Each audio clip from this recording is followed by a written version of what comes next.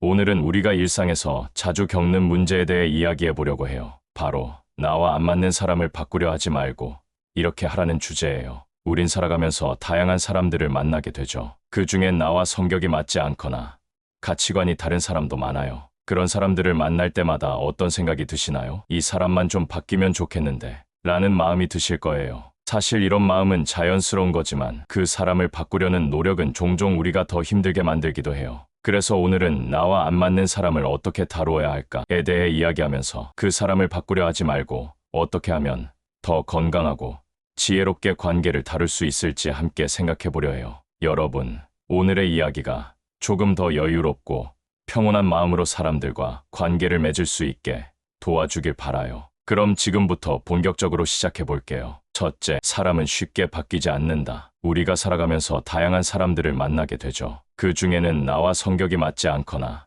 가치관이 다른 사람도 많이 있어요. 그럴 때마다 우리는 이 사람만 좀 바뀌면 좋겠는데 라고 생각하기도 하죠. 그런데 현실적으로 사람은 쉽게 바뀌지 않아요. 사실 우리가 상대방을 바꾸려고 할 때 그게 오히려 더 큰 스트레스를 주기도 해요. 예를 들어 친구가 자주 약속을 어기거나 직장 동료가 일을 미루는 모습을 보면 당장 그 사람이 바뀌지 않으면 마음이 불편해지죠. 그럼에도 불구하고 우리가 바꿀 수 있는 것은 그 사람의 행동이 아니라 내가 어떻게 대할지를 선택하는 것이에요. 바람직한 방법은 그 사람을 있는 그대로 받아들이는 연습을 하는 거예요. 그럴 수 있지 라는 마음으로 상대방의 상황을 이해하고 그 사람의 특성을 인정해 보세요. 그리고 만약 그 사람이 변화하고 싶어 한다면 그 사람이 스스로 깨닫고 변할 수 있도록 지원해 주는 게 더 효과적이에요. 상대방을 바꾸려 하기보다는 내가 먼저 관점을 바꾸는 것이 더 평온한 방법일 수 있습니다. 둘째, 기대를 줄여보자. 사람들 간의 관계에서 기대는 큰 영향을 미쳐요. 우리가 다른 사람에게 기대하는 만큼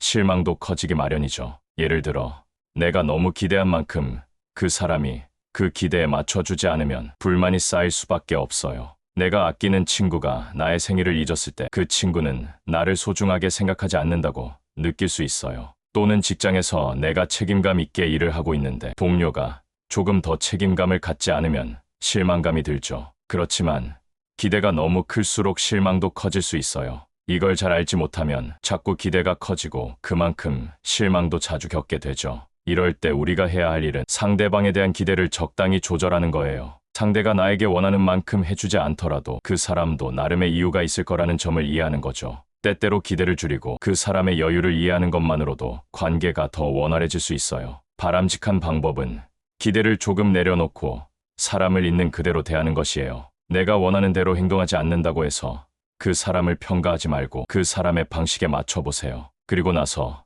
그 사람이 나에게 친절을 보일 때 그 작은 친절도 더 소중하게 느껴질 수 있답니다. 이렇게 작은 기대라도 현실적인 기대를 가지면 마음의 부담이 적어지고 상대와의 관계도 더욱 평온해져요. 셋째, 나와 맞지 않는 사람과의 거리 두기. 모든 사람과 가까워질 필요는 없어요. 우리가 만나는 사람 중에는 나와 성격이 맞지 않거나 가치관이 너무 다른 사람도 있죠. 그런 사람들과 계속 가까이 지내면 마음이 점점 더 피곤해져요. 가령 나는 활발하고 사람을 좋아하는 성격인데 누군가는 매우 내성적이고 대화를 시도하지 않으려 한다면 대화 자체가 어색하고 피곤할 수 있어요. 또는 내가 지나치게 책임감을 느끼고 일을 추진하는데 동료가 소극적이면 그 사람과 함께 일하는 게 점점 더 부담스러워질 수 있죠. 이럴 때는 적절한 거리 두기가 필요해요. 무리하게 그 사람과 계속 붙어 있지 말고 내가 지치지 않도록 적당한 거리를 두는 것이 중요해요. 그래서 내가 너무 부담을 느끼지 않도록 그 사람과의 상호작용을 잘 조절하는 거죠. 너무 가까이 지내려고 하지 말고 내가 피로해지지 않도록 균형을 맞추는 게 중요한 거예요. 바람직한 방법은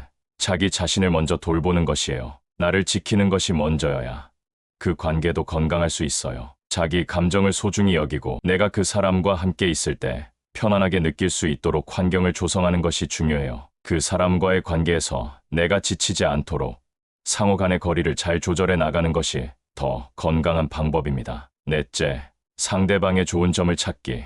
우리가 사람을 평가할 때 나와 맞지 않으면 그 사람의 단점만 자꾸 보게 되죠. 하지만 사실 모든 사람에게는 좋은 점이 있기 마련이에요. 우리가 그 사람의 부정적인 면만 바라보면 결국 그 사람을 이해할 기회가 없어지죠. 예를 들어 내가 직장에서 지나치게 비판적인 상사를 만나면 그 사람의 단점만 보게 되는데 사실 그 상사는 굉장히 노력하는 사람일 수 있어요. 또는 내 친구가 나와 성격이 맞지 않더라도 그 친구는 아주 진심으로 나를 아끼고 있는 사람이기도 하죠. 그럴 때 상대방의 좋은 점을 찾아보는 것이 중요한 포인트예요. 누구나 약점이 있지만 그 사람을 있는 그대로 받아들이고 그 사람이 가진 장점에 집중하는 거죠. 이렇게 상대방의 긍정적인 면을 바라보면 불편한 점도 덜 느껴지고 관계가 더 좋아질 수 있어요. 모든 관계에서 상대방의 긍정적인 면을 발견하는 것은 내 마음을 넓게 하고 더 많은 긍정적인 에너지를 받을 수 있게 해줘요. 바람직한 방법은 상대방의 좋은 점을 찾고 그것을 인정하는 것이에요. 그 사람을 평가하기보다는 그 사람이 보여주는 긍정적인 면을 바라보는 습관을 들여보세요. 그러면 나와 맞지 않는 부분도 자연스럽게 이해하게 되고 관계가 좀 더 원활하게 유지될 수 있답니다. 다섯째,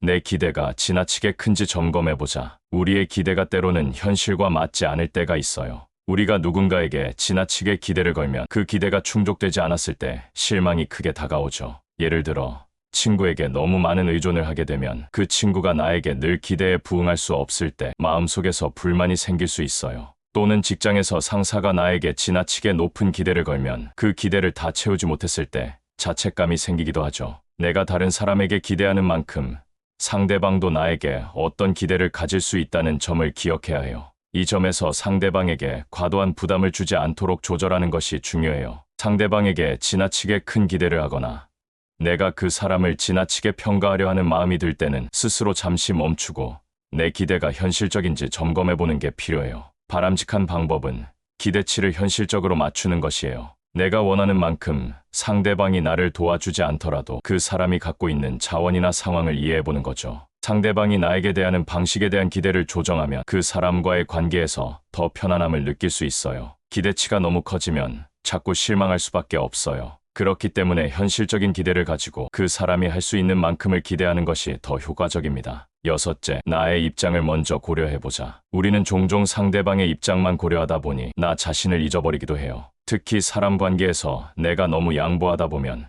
결국 내가 지쳐버릴 수 있어요. 예를 들어 직장에서 내가 팀원들에게 너무 많은 도움을 주고 내 시간이 부족해지면 점점 더 힘들어지죠. 또는 친구가 나에게 자주 도움을 요청하는데 내가 계속 도와주면 나중엔 내가 상처를 받을 수 있어요. 이럴 때 중요한 점은 내 입장도 고려하는 것이에요. 남을 도와주는 것도 중요하지만 나의 상황과 감정을 먼저 살펴보는 것이 필요해요. 다른 사람에게 너무 많은 에너지를 쏟고 내 자신을 잃어버리지 않도록 내 감정과 에너지를 잘 관리하는 것이 중요하죠. 그리고 내가 상대방에게 무엇을 줄 수 있을지에 대한 한계를 인정하는 것도 중요해요. 내 에너지가 고갈되지 않도록 나를 먼저 챙겨야 하는 거죠. 바람직한 방법은 자기 자신을 우선시하는 것이에요. 물론 타인에게 도움을 주는 것도 중요하지만 내가 지치면 다른 사람에게도 도움을 줄 수 없어요. 그래서 나 자신을 돌보는 시간이 필요해요. 상대방을 도와줄 때 내가 피로해지지 않도록 내 감정과 에너지를 먼저 점검하고 필요할 땐 아니오라고 말하는 것도 중요하답니다. 이렇게 나를 먼저 챙기는 것이